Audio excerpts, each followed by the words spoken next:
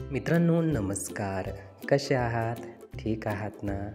मित्रांनो या यूट्यूब चॅनलमध्ये आपले सर्वांचे मनपूर्वक स्वागत.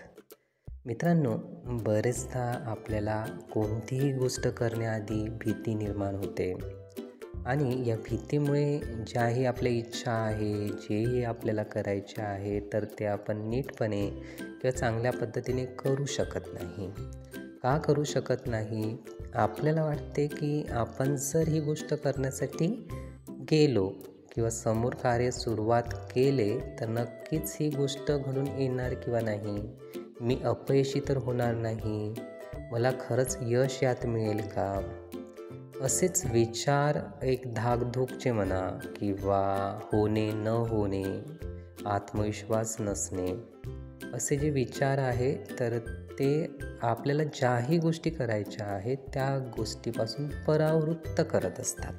म्हणजे पूर्णतः ती गोष्ट होईलच, मी त्यात यश मिळवेलच असा आत्मविश्वास आपल्याला निर्माण होत नाही. त्यामुळे आपण पाऊलच टाकत नाही ती गोष्ट करण्यासाठी.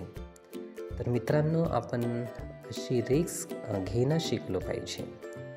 जेही इच्छित आहे, जेही ध्येय आहे, तर त्यासाठी आपल्याला पाऊल टाकायलाच पाहिजे.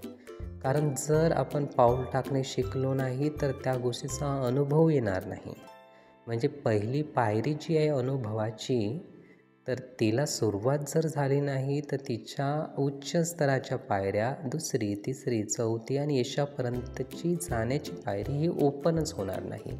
म्हणून पहिलं पाऊल त्यात अग्रेसरपणे, इच्छितपणे, स्वइच्छेने टाकणं आपण शिकलोच पाहिजे. त्याला म्हणतो आपण धोका पत्करणे. धोका पत्करलाच पाहिजे.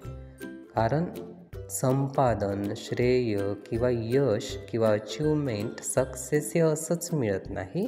तर त्यासाठी पहिलं पाऊल हे आपल्याला टाकावंच लागतं आणि त्यासाठी तयारच राहावं लागतं. मग जसं जसं आपण एक एक पाऊल टाकत जातो तर तशी तशी दिशा स्पष्ट होते आणि तसं तसं आपण प्रोग्रेस होत राहतो आणि जेही आपल्याला मिळवायचं आहे ते पायरी पायरीने आपण जात राहतो आणि अंतिमतः जे इच्छित होतं ते आपल्याला मिळतंच.